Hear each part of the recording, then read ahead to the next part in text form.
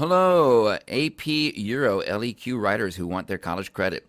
This is a general video that will demonstrate how to get the maximum points for you on any LEQ that you write on any AP History exam, including AP Euro, AP World, and AP US. My name is Kevin Smith, and I teach AP Euro at Richardson High School in Richardson, Texas. So this video will be a resource for you that you can review before writing every single LEQ that we do. I'm going to repeat or refer back to much of what I said on my How to Write an AP History DBQ video where that's applicable. And I strongly encourage you to review that DBQ video as needed. One thing from the DBQ video that I want to repeat on this LEQ video is that the basic format that I'm going to show you is not optional. Don't succumb to the voice in your head that says, I'll just write the essay that I want to write and the AP reader will see what a genius I am and everything will be fine. It won't be. However, as with the DBQ, there's lots of space for creativity within these parameters, and no two LEQs will be exactly the same. Let's talk about planning for the LEQ for just a minute. Keep in mind that the LEQ is the last item on the AP exam. You have 40 minutes to write the LEQ from start to finish. You're given 3 prompts. There are no images or no stimuli, no text at all to read. They are from different time periods, and they will all use the exact same historical reasoning process, either comparison, causation, or continuity and change over time. You get to choose which one prompt you will answer, and you can ignore the other 2. You'll understand both the DBQ and the LEQ much better when you have a clear idea how the 2 differ as well as how they are similar. So how are they similar? If you're already familiar with my DBQ video, almost all of this will be familiar. If you don't know what any of this is talking about, you need to watch that DBQ video. Both the DBQ and the LEQ first have a contextualization point. You construct your contextualization piece the exact same way on the LEQ as you do on the DBQ. Both the DBQ and the LEQ have a thesis that contains a response to the prompt, a claim, and a line of reasoning. Both of them have a 3-part prompt, and you want to address all 3 parts of that prompt in your thesis. Both of them have a first paragraph that contains both the contextualization piece and the thesis statement. And both of them have body paragraphs in which you convert the points from your line of reasoning into topic sentences for those body paragraphs. Both of them have a complex understanding point, which you can construct very similarly to each other and which makes for a good conclusion to the essay. And lastly, both essays are persuasive essays, not informative essays. This is one of the most common mistakes students make, especially with the LEQ. In a persuasive essay, you have to control and edit the information so that it supports your arguments and thus your claim. If you make a lot of videos like I do, you know that 90% of editing is cutting.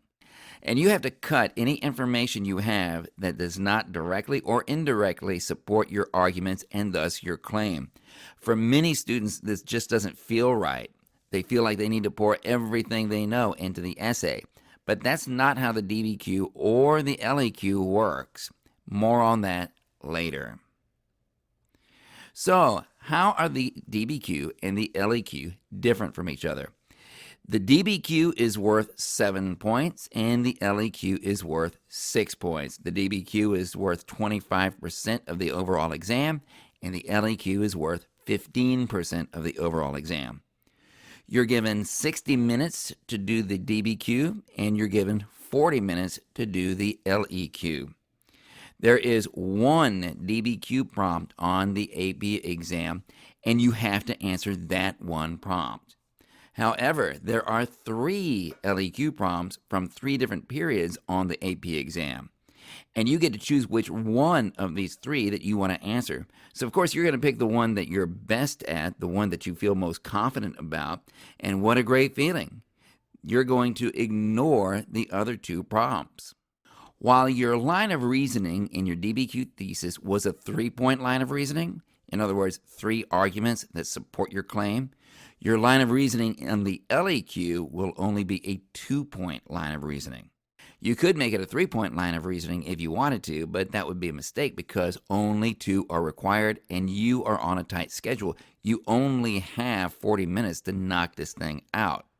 So yes, the LEQ will be significantly shorter than the DBQ. They call it the long essay question probably because it's longer than the short answer questions.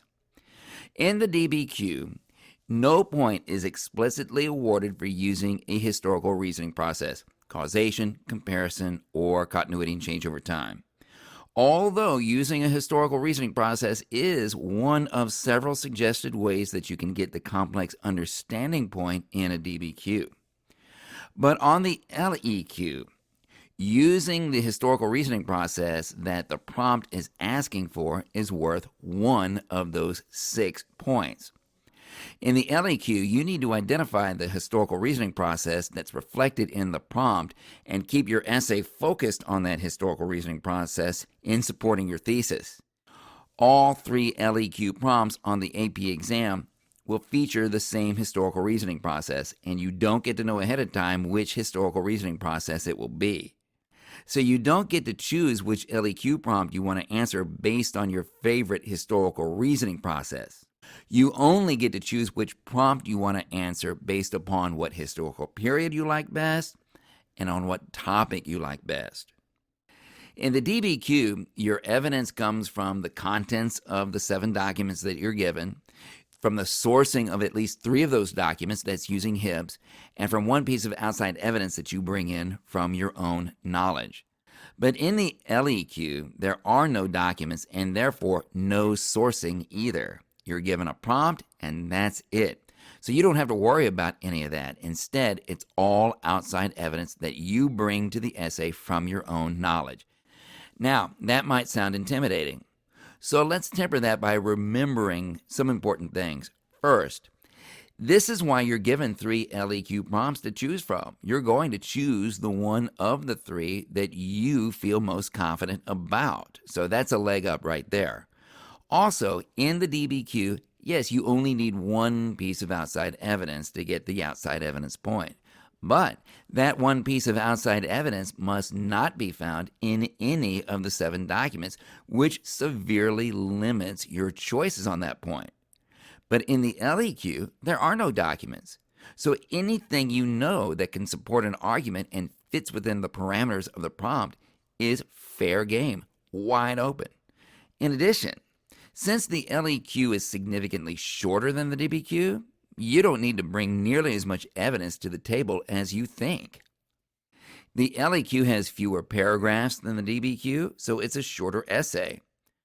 I find that the biggest challenge that students face with the LEQ is fighting that impulse to toss in everything they can think of that relates to the prompt, thus making it an informative essay that just laundry lists information instead of making it a genuine persuasive essay. So your biggest challenge in the LEQ may not be that you can't think of enough evidence, but that you can think of too much evidence. The idea that less is actually more in a persuasive essay like the LEQ is not intuitive, and it only develops with practice. Let's define a few terms for the purposes of instruction. These rubrics are notorious for having more than 1 term for the exact same thing. So let's clear up some confusion. The claim and the thesis are the same thing. It is the main overarching argument of the entire essay. Your thesis statement, however, takes up the second half of the first paragraph and has 3 elements to it: a response to the entire prompt, your claim, and your line of reasoning. The line of reasoning is a series of reasons, also called supporting arguments, that explain why your claim is valid. It's part of your thesis statement. It consists of points of reasoning.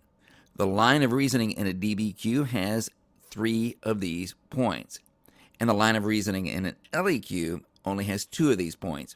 You could have more if you wanted to, but you don't need more, and you're on a tight schedule. The terms reasons, points of reasoning, arguments, and supporting arguments are all simply 4 ways to say the same thing. If you want to split hairs, we tend to use the first 2 terms when we're talking about paragraph 1, and we tend to use the second 2 terms when we're talking about paragraphs 2 through 4. For purposes of this LEQ tutorial, the terms evidence and examples are the same thing. Examples are the most concrete form of evidence. In an LEQ, strive to present your evidence in the form of examples. These will support your arguments very powerfully. Information. For our purposes, the word information is data that does not directly support an argument. The only useful function of just plain information is to provide context for understanding actual evidence better. If it does that, then it's supporting your arguments at least indirectly. But if that piece of information doesn't even do that much, then you should just get rid of it because it's cluttering up your mind, your essay, and your time. In order for a piece of information to be actual evidence, it has to be tied to an argument. To do that, use phrases like, this shows that, or this illustrates that, this demonstrates that, this is an example of, or the most effective of all, the powerful introductory phrase, for example. If your connection is not convincing, then what you're saying is nothing more than inert information. It's not supporting an argument, and it won't count as evidence. Finally, complex understanding and complexity paragraph are the same thing. And as I said before, this format that I'm going to share is not optional. And that goes double for the thesis statement. If you leave any element out of that thesis statement, your essay will veer right off the road and go into a ditch. But on the other hand, if you land that thesis statement, you're set up for a very strong essay. In this video, I'm going to show you how to analyze your prompt, brainstorm your possible claims. There are more than 2 possible claims that you can make. Unlike with the DBQ, there's a lot of fuzziness around your claim. How to brainstorm your line of reasoning, also known as arguments, how to construct your thesis statement, and how to write your essay. I'll show you how to sequence your arguments and your evidence. I'll show you how to get a 6-point LEQ, that's the maximum score. And I'll also show you how to get a 4-point LEQ in a time crunch. And I'll show you 2 quick ways to bump that up to a 5-point LEQ. And I will show you 3 ways to conclude your essay. Let's talk about the rubric for the LEQ. Here is how you get the points. Point 1 for contextualization. Point 2 for the complete thesis statement. Points 3 and 4 are for using 2 or more specific pieces of historical evidence to support an argument. There is a way to get only one of these 2 points, but we don't care what it is because we want them both. Point number 5 is for using the same historical reasoning process that's reflected in the prompt throughout the essay. That's either going to be causation, comparison, or continuity and change over time. And finally, point number 6 is for demonstrating a complex understanding. Some things to keep in mind. The LEQ is the last item on the AP exam. By that point, you've been at this exam for 2 hours and 35 minutes. You've just finished the DBQ. Your brain is very tired at this point, but you're almost home. This is where you have to be careful. An LEQ prompt tends to be more complex than a DBQ prompt. It's a harder prompt to grapple with, especially in your fatigued state. You have 40 minutes to write the LEQ, start to finish. The LEQ is not an all or nothing proposition. Analyzing your prompt. What is the historical reasoning process reflected in the prompt? You need to ask yourself that. Comparison, causation, or continuity and change over time. Just for clarification, College Board also uses the term historical thinking skill, but that term refers to a broader set of 6 skills, including contextualization and argumentation, etc.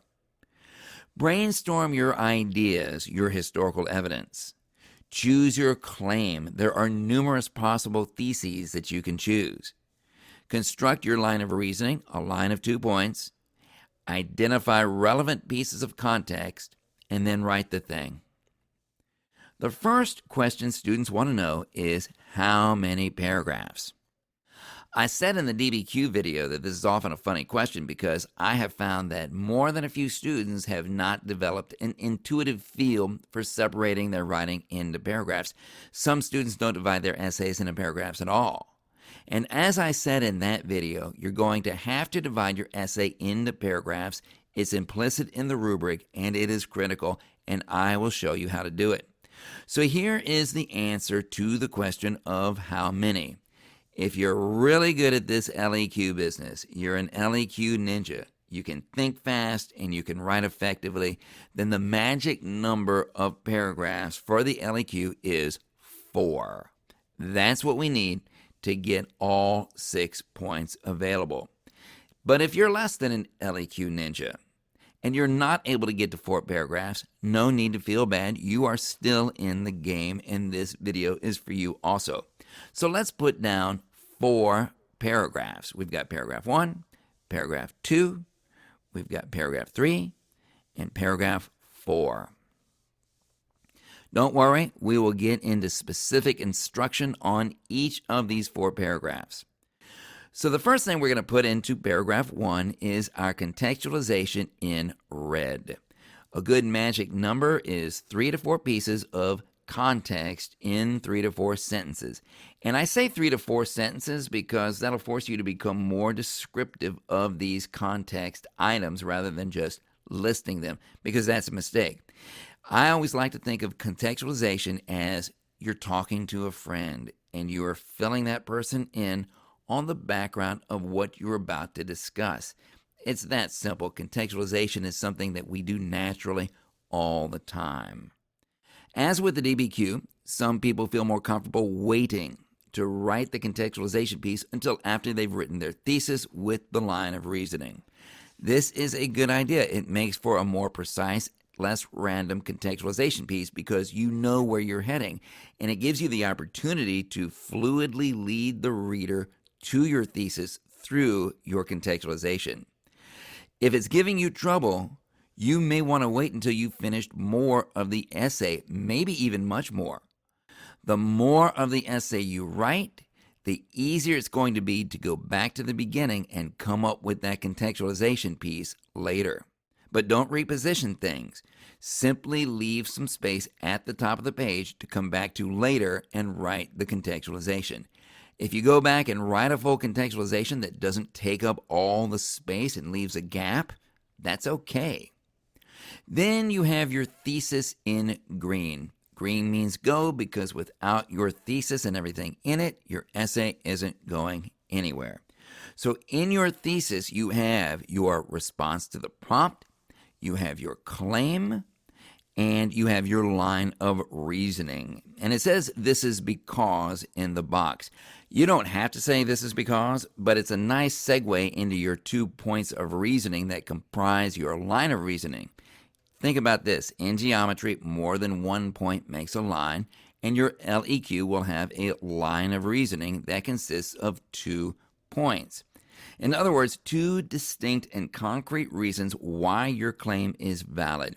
You can also call these reasons supporting arguments or simply arguments. Like I said before, reasons, points of reasoning, arguments, and supporting arguments are all simply 4 ways to say the same thing. Where are your 2 points of reasoning coming from? You have no documents to work with, so they won't be coming from there. With the LEQ, you'll only have the prompt and your knowledge. So your content knowledge is even more important for the LEQ than it is for the DBQ, because that's all you have to work with. As I said before, your thesis is absolutely non-negotiable. In the DBQ video, I compared the thesis to a box for a box of chocolates. An essay is like a box of assorted chocolates. Same thing with the LEQ.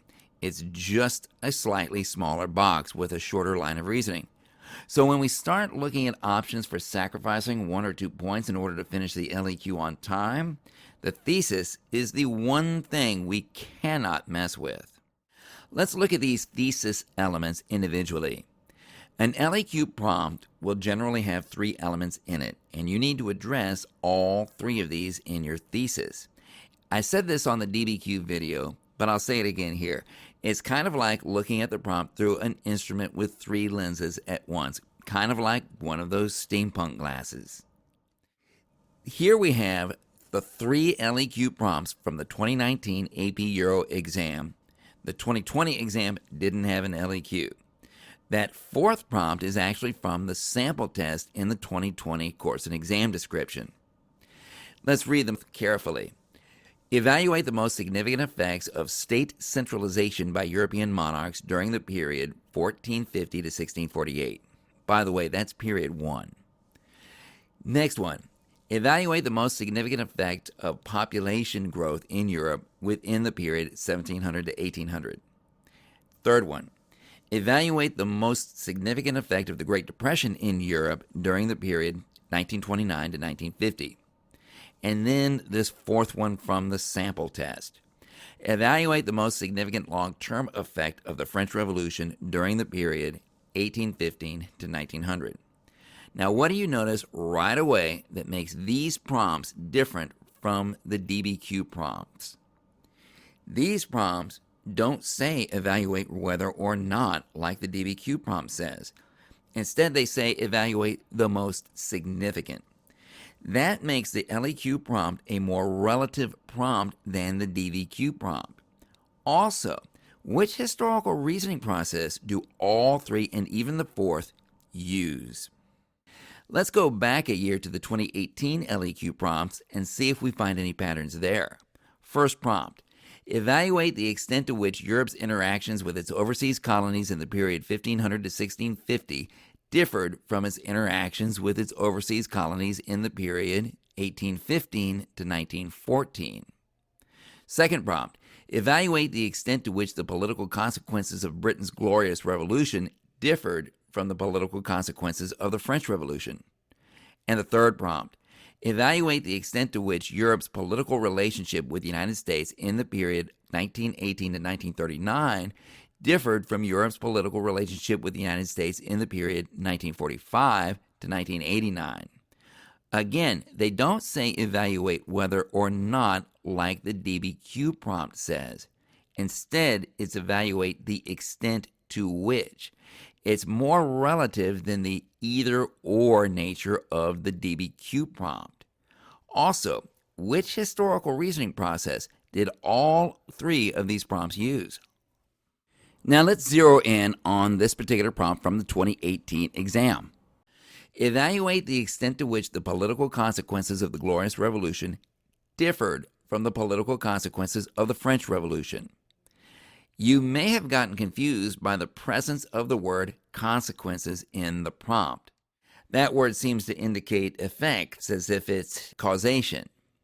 Could the historical reasoning here be causation rather than comparison? There's a trick to figuring this out.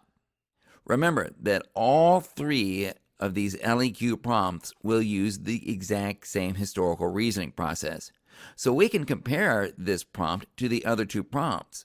The word consequences only shows up in the middle prompt. The word that consistently shows up in all 3 prompts is the word differed. Therefore, the historical reasoning we should use is comparison. What conclusions can we make about these LEQ prompts? Well, it seems like the College Board has settled for now on how they like to word the DBQ prompt versus the LEQ prompts. The DBQ prompt has an evaluate whether or not wording, which leaves you with only 2 choices regarding your claim. The LEQ prompts have a more relative evaluate the extent to which or evaluate the most significant wording, which is going to force you to respond with a more complex thesis statement. You may also have noticed that you had a little difficulty deciding whether the historical thinking process in the 2018 LEQ prompts was comparison or continuity and change over time. It was comparison, by the way. The word differed gave that away. The difficulty, though, is because comparison and continuity and change over time are closely related to each other. Continuity and change over time is really just a comparison between 2 time periods in the same place. It's causation that's most different from the other 2, and causation will require a slightly different strategy than the other two historical reasonings. And we have no idea which of these historical reasoning processes will be featured on those LEQ prompts in the coming AP exam, so we have to be ready for anything. Back to the prompt that we picked out. Evaluate the extent to which the political consequences of the Glorious Revolution differed from the political consequences of the French Revolution. Now do we see the historical reasoning that's being used? Causation, comparison, or continuity and change over time? And can you identify the three elements of this prompt that revolve around the historical reasoning? They are political consequences, Glorious Revolution, and French Revolution. Because of this relative wording of the LEQ prompt, you will have more than just two choices in your thesis. Also, when you see a term like consequences in the prompt, you'll need to decide whether you want to focus on immediate consequences or long-term consequences. It may be specified in the prompt, or it may be implied by a time frame that you're given. You need to brainstorm a quick list of differences if you've got a prompt like this, and then you need to pick your favorite. For the LEQ, you're going to make two short lists. You're going to have a brainstorming list of possible claims, and then after you choose your favorite claim, you're going to have a brainstorming list of possible points of reasoning for that claim. So now let's brainstorm some possible claims for this LEQ prompt. For the most part, you can concentrate on one side of the comparison and then leave the other side of the comparison in your brain. I'm choosing to concentrate on the French side, but you could do this with the English side instead. We had republic versus constitutional monarchy, France's war against Europe, greater political participation, religious tolerance, equality, abolition of nobility, rebellions and revolts, the reign of terror. Then you look over your list and you pick the one that you like the best. For example, on this list, out of all these possible claims, I think I like the one republic versus constitutional monarchy the best.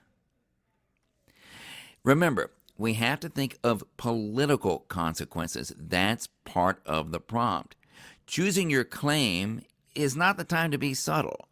Go for the most obvious difference in political consequences. France became a republic. England became a constitutional monarchy. So how about this for the first part of our thesis? There were many differences between the political consequences of the Glorious Revolution and the political consequences of the French Revolution. Notice how I have responded to the prompt and all the elements of the prompt. Then I'm going to say this, and here's my claim. However, the most significant political difference was that England became a constitutional monarchy and France became a republic. Now it's time for our line of reasoning. I'm going to refer back to some of the things I said in the DBQ video here. Here's a trustworthy saying about the line of reasoning, which I made up. No line of reasoning, no arguments. Keep in mind, they're the same thing. No arguments, no evidence. No evidence, no points. If you have no line of reasoning, you have no arguments around which to organize your evidence. Here are my 6 C's of your line of reasoning. Your line of reasoning should be, as much as possible, clean, clear, concise, concrete, consistent, and convincing. The closer you can get to those 6 values, the better your line of reasoning will be, and the easier the rest of your essay will be.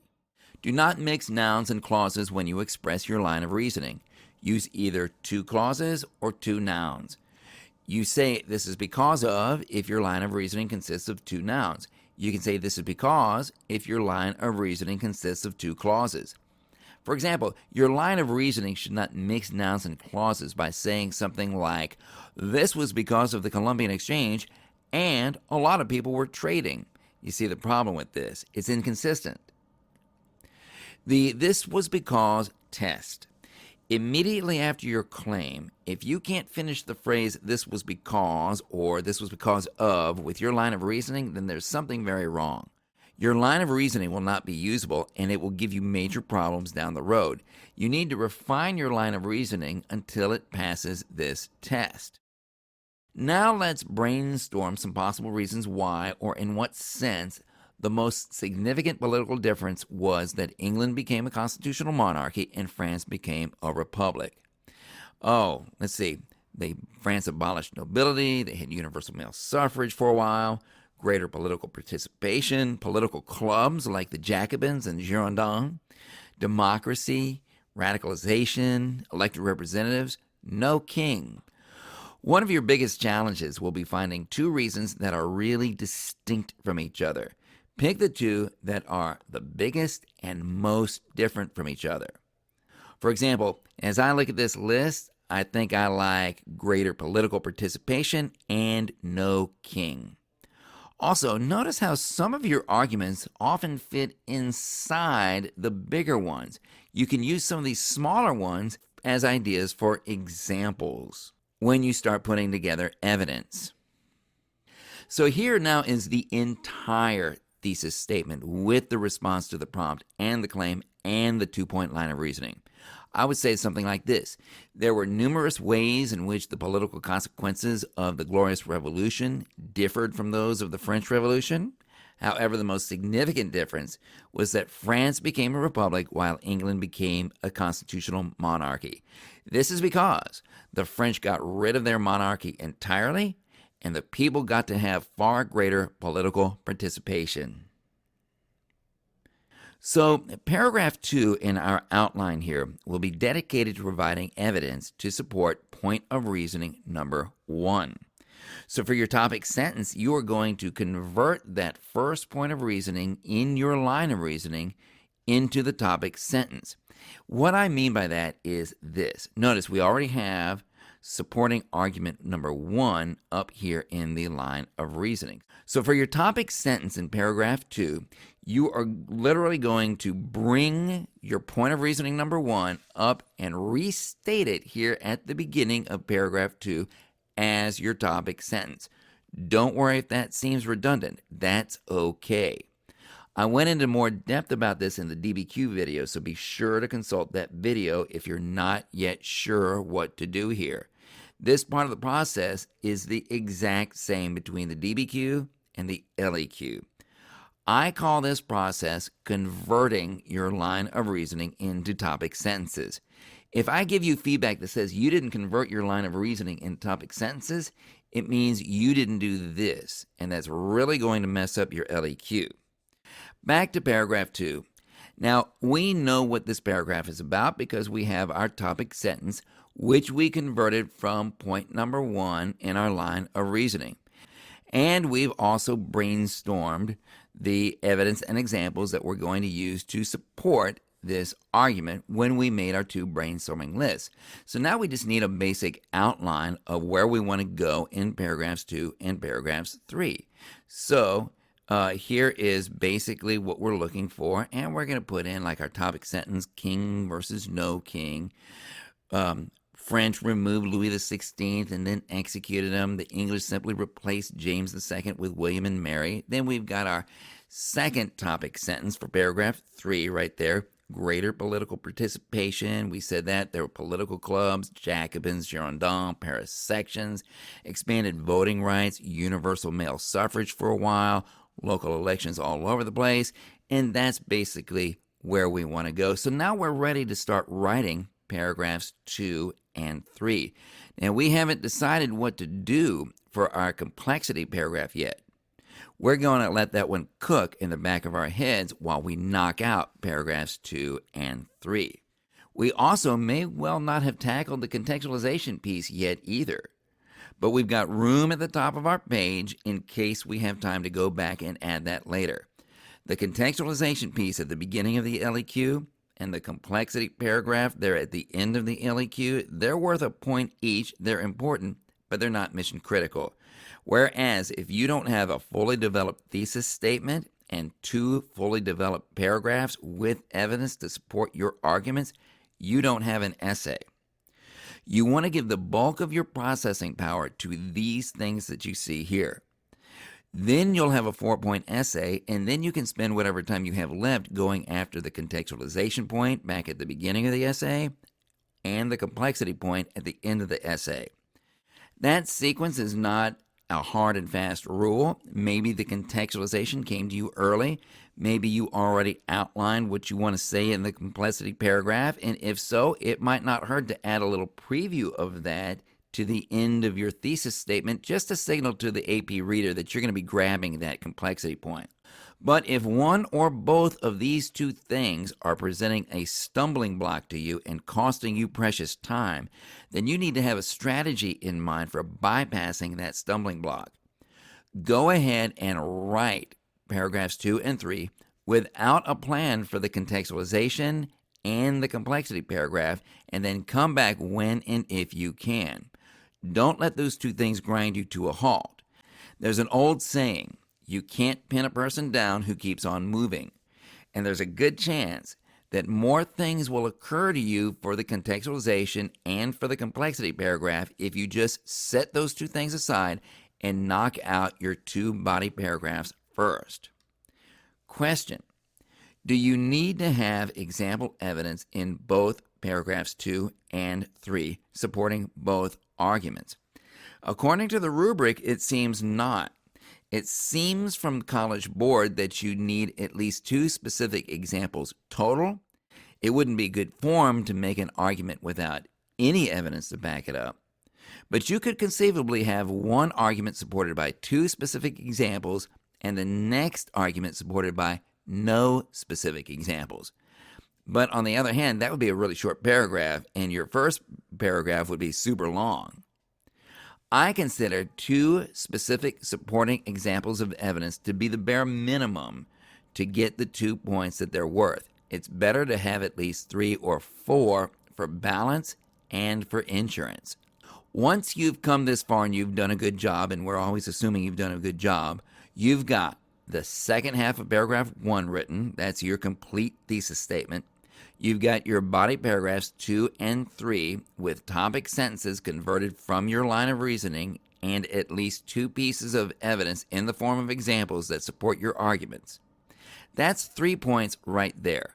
But along the way, since you've done things right, you're also picking up a 4th point by using the historical reasoning process that's presented in the prompt. There's no box on this slide to represent where you get that point because you're earning that point throughout the essay by the way that you write it. If the prompt asks for the most significant difference, you're consistently making a case for the most significant difference. If the prompt asks for the most significant change, you're consistently making the case for the most significant change. If the prompt asks for the most significant effect, you're consistently making the case for the most significant effect. You'll get that point if you've properly identified the prompt's historical reasoning process and you're sticking like glue throughout the essay to answering what the prompt is asking for. Once you've written paragraphs 2 and 3, your body paragraphs, you should have a much better idea of how best to construct your contextualization piece, if you haven't put it there already. It should be a pretty easy point to get after all the writing you've done and all the ideas you've been generating. So now we have a 5-point LEQ in 3 paragraphs. Now let's look at a causation prompt. Evaluate the most significant effect of state centralization by European monarchs during the period 1450 to 1648.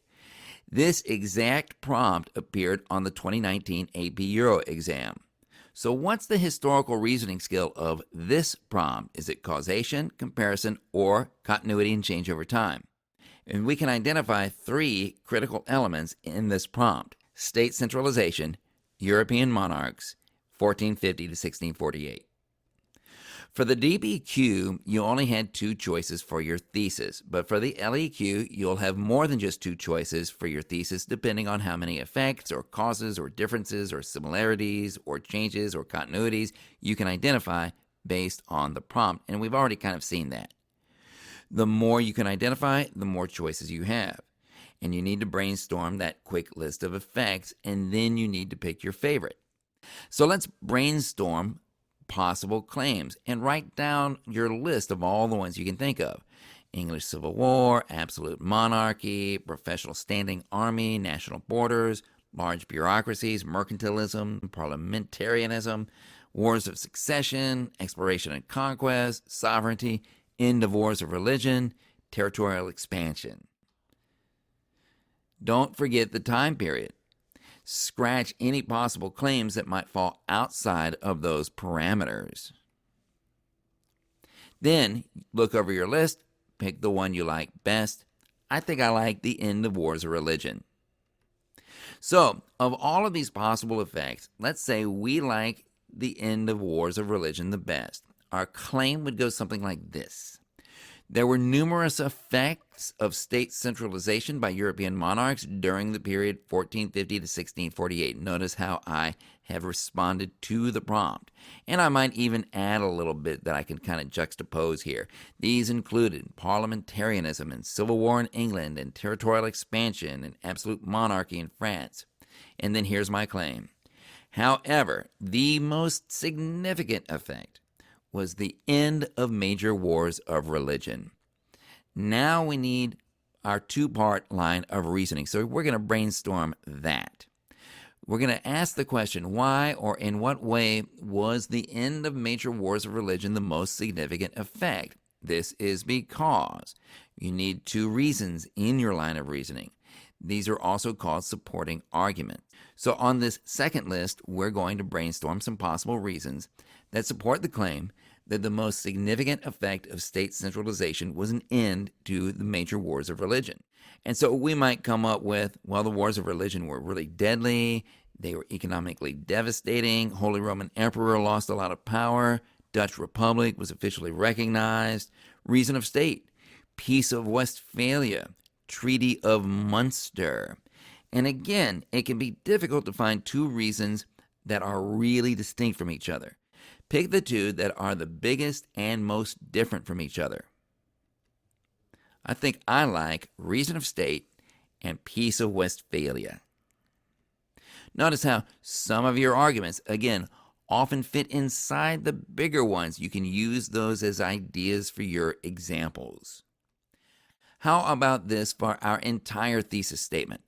There were numerous effects of state centralization by European monarchs during the period 1450 to 1648. That's my response to all three elements of the prompt. These included parliamentarianism and civil war in England, as well as territorial expansion and absolute monarchy in France. I know I'm repeating myself, but these give you some stuff that you can kind of pit your claim against if you need it. Then the actual claim. However, the most significant effect was the end of major wars of religion, and then my two-point line of reasoning. This was because of reason of state and because of the Peace of Westphalia. I'm going to bring my first point of reasoning up and make that a topic sentence for paragraph 2. And then I'm going to bring my second point of reasoning over and make that the topic sentence of paragraph 3. And then I'm going to think about how I'm going to fill in these things with explanations and specific supporting examples. Let's see, my topic sentence on my first one, it's reason of state, right? It's because of reason of state. And I might come up with an explanation of reason of state. That's some information that indirectly supports my argument because it's explaining this reason of state thing. And I might mention that King Louis XIII hired Cardinal Richelieu as first minister to serve the nation and strengthen the monarchy as an example. And I might also mention as an example that Cardinal Richelieu was a staunch supporter of the monarchy. That's why he was hired. And that he was an enemy of fellow Catholics and an ally of Protestants. Reason of state. And then in paragraph 3, my topic sentence is going to talk about the Peace of Westphalia. The second reason that the end of the wars of religion was the most significant effect of state centralization by monarchs. And I'm going to mention, as an example, the Treaty of Munster ended the last of the wars of religion, 30 Years' War. And I'm going to mention that French and German monarchs gained power at the expense of the loss of power by the Holy Roman Emperor. And I'm also going to mention that the treaty recognized Calvinism and Lutheranism along with Catholicism, thus giving monarchs more ability to escape church dominance. So there's my basic outline, and I'm ready to write paragraphs 2 and 3. Now, this is where I'm going to repeat a lot of what I said in the first LEQ that we went through. It's on purpose just to make sure you get it and you see how it applies to different LEQ prompts. You've got the second half of paragraph 1 written. That's your complete thesis statement. You've got your body paragraphs 2 and 3 written with topic sentences converted from your line of reasoning. And you've also got at least 2 pieces of evidence in the form of examples that support your arguments. That's 3 points right there. We're also picking up a 4th point for using the historical reasoning process throughout the essay. That's presented in the prompt. You're earning that point throughout the essay by the way you write it. If the prompt is asking for the most significant difference, you're consistently making the case for the most significant difference. If the prompt asks for the most significant change, you're consistently making the case for the most significant change. If the prompt asks for the most significant effect, you're consistently making the case for the most significant effect. You'll get this point if you've properly identified the prompt's historical reasoning process and you're sticking like glue throughout the essay to answering what the prompt is asking for. Once you've written paragraphs 2 and 3, your body paragraphs, you should have a much better idea of how to construct your contextualization piece if you haven't put it there already. It should be a pretty easy point to get after all the writing you've done and all the ideas you've been generating. So now you have a 5-point LEQ in 3 paragraphs. The conclusion.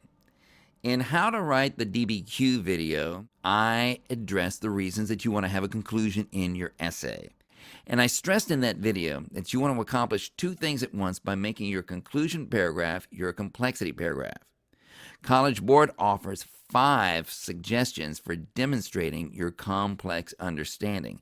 And it's a list of approaches that they will accept as demonstrations of complex understanding. These 5 are not exclusive. They may accept other approaches as well on an ad hoc basis. You can use these approaches in combination. They're just explicit suggestions, and they are the exact same 5, whether it's a DBQ or an LEQ. So I'm going to discuss 3 or 4 of them. One of the approaches to the complex understanding paragraph that I mentioned in the DBQ video was relating the topic of the prompt and your claim, your supporting arguments, your evidence, etc., to the now. Something that's going on in our world today. What's the connection between the way it was back then and the way it is today? Is it different? Is it the same? Why? And this qualifies as what the College Board calls explaining relevant and insightful connections within and across periods. And in the DBQ video, I discussed the advantages and disadvantages of taking that approach. You might want to check it out. Another important suggestion that College Board makes as a way to get the complexity point is what is described as explaining both similarity and difference, both continuity and change, or multiple causes, or both causes and effects. So in other words, for example, if your essay has been about the most significant difference up to this point, your complexity paragraph can address a similarity. But remember, the LEQ is a persuasive essay, not an informative essay. And that means you can't spend 3 paragraphs making a claim and supporting that claim with arguments and evidence and then suddenly switch gears and start laundry listing bits of information from the other side of the historical reasoning process. For example, in the first essay that we were working on, we were talking about the most significant difference between the Glorious Revolution and the French Revolution. Well, you're going to undermine your entire claim if you then say, oh, and by the way, here are some similarities between the Glorious Revolution and the French Revolution. Instead, present that similarity as an alternate view by making your topic sentence something like this. Some may argue that similarities between the Glorious Revolution and the French Revolution were more significant than the differences. Then you provide an argument that supports such an idea. For example, both revolutions produced famous documents that protected individual rights. The Glorious Revolution produced the English Bill of Rights. The French Revolution produced the Declaration of the Rights of Man and Citizen. And guess what? Here is another piece of evidence, an example being used to support an argument. But we're not finished yet.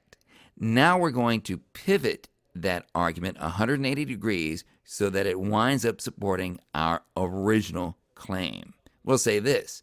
However, those two documents were also significantly different from each other.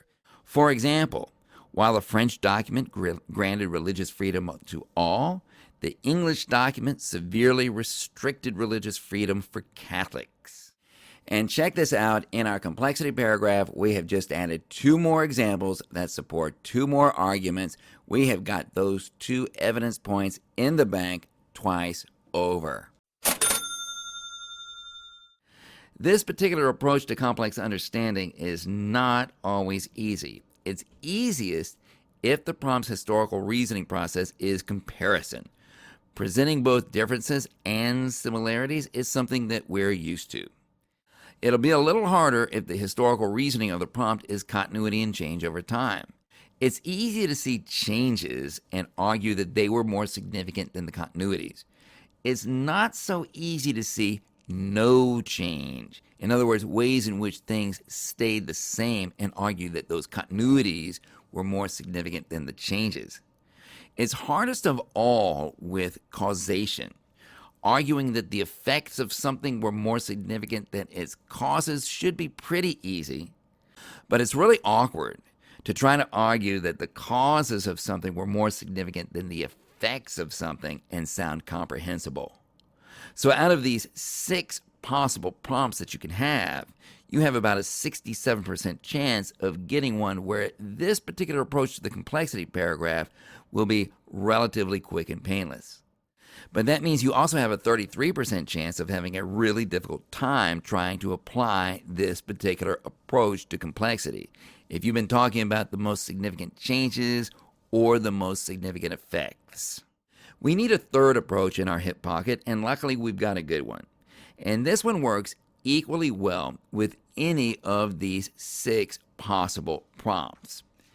It could easily be your signature move, and it's pretty much identical to what I recommended for the DBQ complexity paragraph in my DBQ video. The rubric also allows you to get that complexity point by what it calls qualifying or modifying an argument by considering diverse or alternate views or evidence. I'll walk you through this and point out some key takeaways as I go. You already have a list of possible claims made at the beginning of this whole process. So you look at this list and you spot absolute monarchy. That might work. These were possible claims that you set aside for this very moment. So you're going to go with absolutism. Here's a takeaway. Notice you changed it a little bit by making a quick little editing choice, going from absolute monarchy to absolutism as you go. No problem. Another key takeaway. Maybe you have time to jot down a quick outline, or maybe you've only got 3 minutes left and it's time to make a mad dash for the finish line. So you write something like this. Some may argue that absolutism was the most significant effect of state centralization by European monarchs. That's our alternate view. Now we need an example to back up this alternate argument. Who's the most obvious absolute monarch out there? You might say this. For example, Louis XIV, who became king while the 30 Years' War was still raging. He became his own first minister after the death of Cardinal Richelieu and ruled by the motto of one king, one law, one faith. Notice what I did there. I got Louis XIV under the wire within our specified time frame, and stuck somewhere in there some evidence that supports this alternate view. And that's another swipe at the 2 points for evidence supporting an argument. See that? The rubric just says an argument. It doesn't specify that it has to be your argument. Now we're going to pivot this entire argument. How about this? However, this argument ignores what happened in England. And how about this for an example? Tudor and Stuart kings had consolidated state power for generations. But this effort finally resulted in the English Civil War between Charles I and Parliament, and Charles I lost that war and was executed. Now, technically, Charles I was executed in 1649, and our time frame ends at 1648. But this is the complexity paragraph. You don't get docked for what you say. You just get docked points for what you don't say. And we've got more than enough supporting evidence in the bank. And that's it. The exam's over. You can put your pencil down and congratulate yourself on a job well done. It's time to celebrate. You've worked hard for 8.5 or 9 months to prepare for this exam, and you brought it. Your parents should take you out for dinner. You deserve it. In the meantime, use this video as your resource again and again. And be sure to check out the DBQ video for some do's and don'ts about the mechanics of writing your essay that apply to the LEQ as well. Keep practicing, and you'll get better and better.